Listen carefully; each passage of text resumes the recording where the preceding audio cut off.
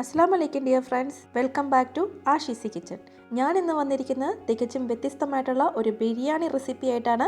തലപ്പാക്കട്ടി അല്ലെങ്കിൽ ഡിണ്ടിക്കൽ സ്റ്റൈൽ ബിരിയാണിയാണിത്. വളരെ ഈസി ആയിട്ട് തയ്യാറാക്കാൻ പറ്റുന്നതാണ്. ഇതെങ്ങനെ തയ്യാറാക്കുന്നത് നോക്കാം. ഇതിനായിട്ട് ഒരു സ്പെഷ്യൽ മസാല തയ്യാറാക്കിയെടുക്കണം. അതിനായി മിക്സിയുടെ ചെറിയ ജാറിലേക്ക് 1 ടേബിൾ സ്പൂൺ കുരുമുളക് ചേർക്കാം. ഇനി ഇതിലേക്ക് 1/2 ടീസ്പൂൺ പെരിഞ്ജീരകം, 1/4 ടീസ്പൂൺ നല്ല ജീരകം, കറുവാപ്പട്ട 5-8 പീസ്, 1 ബേ ലീഫ്, 5-6 ഗ്രാമ്പു, 3 ഏലക്ക, സ്റ്റാർ അല്ലെങ്കിൽ തക്കോലം 1. ഇനി ഇതിലേക്ക് 10 കാഷ്യൂനട്ട് കൂടെ ചേർത്ത് കൊടുക്കാം. ഇത് നന്നായിട്ട് നമുക്ക് പൊടിച്ചെടുത്തിട്ട് വരാം. നന്നായി പൊടിച്ചെടുത്ത ഈ മസാല നമുക്കിനി ഒരു സൈഡിലേക്ക് മാറ്റി വെക്കാം. അടുത്തതായി ഒരു മിക്സിയുടെ ജാറിലേക്ക് 1 ബൗൾ ചെറിയുള്ളി ചേർത്ത് കൊടുക്കുന്നുണ്ട്. ഇതിലേക്ക് 12 അല്ലി വെളുത്തുള്ളി, 2 കഷ്ണം ഇഞ്ചി ഇവ ചേർത്ത് കൊടുക്കാം. 5 പച്ചമുളക്, 1 പിടി മല്ലിയില, 1 പിടി പുതിന ഇല.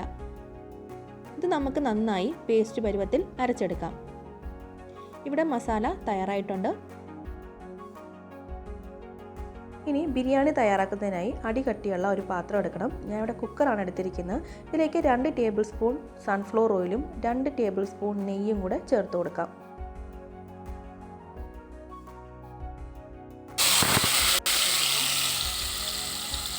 ഇനി ഇതിലേക്ക് നേരത്തെ തയ്യാറാക്കി വെച്ചിരുന്ന മസാല ചേർത്ത് കൊടുക്കാം.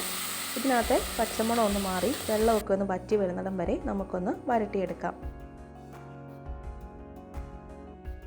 ഗ്രീൻ മസാല ഒന്ന് വെള്ളമെല്ലാം വറ്റി വഴണ്ട് വന്നിട്ടുണ്ട്. ഇനി നമുക്കിതിലേക്ക് ആദ്യം പൊടിച്ച് മാറ്റി വെച്ചിരുന്ന സ്പെഷ്യൽ മസാല കൂട്ടുകൂടി ചേർത്ത് കൊടുക്കാം.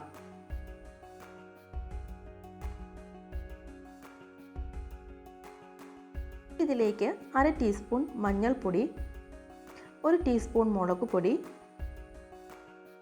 1 ടീസ്പൂൺ മല്ലിപ്പൊടി ഇവ ചേർത്ത് നന്നായി ഒന്ന് വഴറ്റിയെടുക്കാം.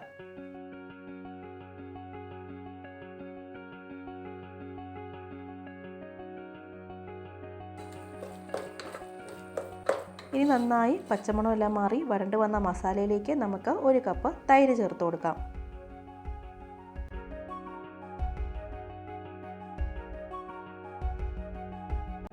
തൈര് മസാലയിലേക്കൊന്ന് പിടിച്ചതിന് ശേഷം നമുക്ക് ചിക്കൻ പീസസ് ചേർത്ത് കൊടുക്കാം.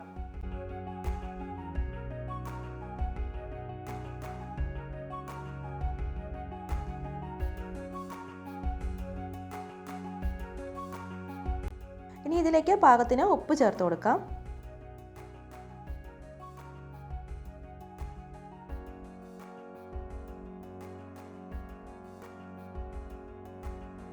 ഇനി ഇതിലേക്ക് 1 ഗ്ലാസ് വെള്ളം ചേർത്ത് കൊടുക്കുന്നുണ്ട്. ഞാനിവിടെ 4 കപ്പ് വെള്ളമാണ് മൊത്തം ചേർത്ത് കൊടുക്കുന്നത്.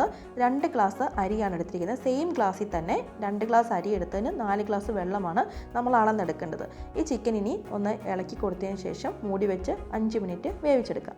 5 മിനിറ്റിന് ശേഷം ചിക്കൻ നല്ലതായിട്ട് തിളച്ച് ഒന്ന് എണ്ണയെല്ലാം തെളിഞ്ഞ് വന്നിട്ടുണ്ട്. ഇനി ബാക്കി വരുന്ന 3 ഗ്ലാസ് വെള്ളവും കൂടി നമുക്ക് ഇതിലേക്ക് ഒഴിച്ചു കൊടുക്കാം.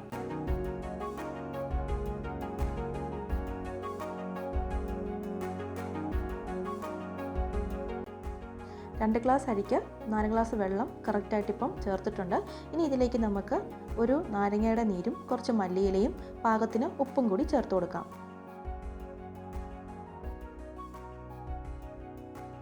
ഉപ്പ് കുറച്ച് മുന്നിട്ട് നിൽക്കണം, കാരണം നമ്മൾ അരി ഇതിലേക്കിട്ടാണ് വേവിച്ചെടുക്കുന്നത്.